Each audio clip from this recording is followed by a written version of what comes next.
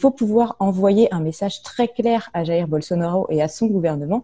La raison pour laquelle Greenpeace et une vingtaine d'autres ONG ont publié une tribune aujourd'hui sur l'Amazonie, c'est que nous souhaitions interpeller le gouvernement français sur son inaction depuis l'année dernière. En juin 2020, il y a eu plus d'incendies qu'il n'y en avait eu en juin 2019. En juillet 2020, il y a eu plus d'incendies qu'il n'y en avait eu en juillet 2019.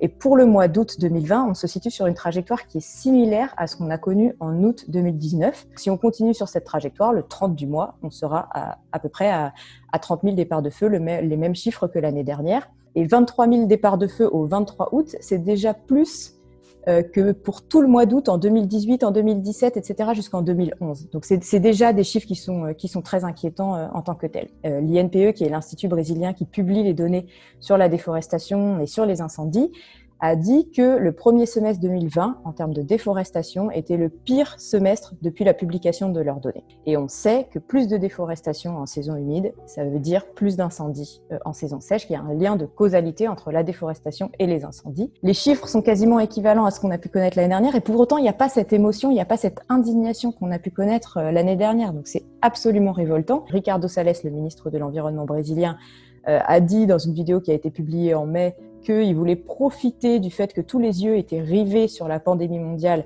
pour déforester davantage. Donc c'est en soi un sujet d'inquiétude. Un des objectifs de l'accord de libre-échange entre l'Union européenne et le Mercosur, c'est de développer, de booster les exportations de bœuf en provenance des pays du Mercosur. Or, le bœuf, on le sait, est l'une des principales causes de la déforestation. Et notre demande, elle est que le gouvernement français doit aller plus loin et s'assurer que cet accord ne passe pas, parce que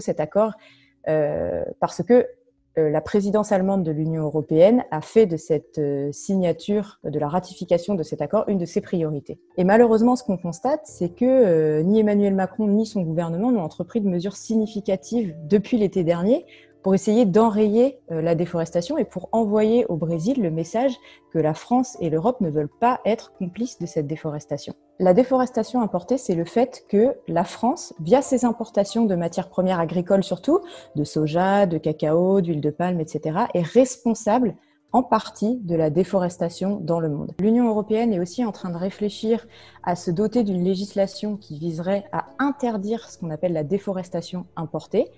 Mais comme la France s'est dotée d'une stratégie pour lutter contre la déforestation importée, nous on s'adresse au président de la République et on lui demande de mettre en œuvre cette stratégie pour lutter contre la déforestation importée. Prendre la parole sur le sujet parce qu'on est en période de pandémie, c'est justement mettre de l'eau au moulin de Jair Bolsonaro.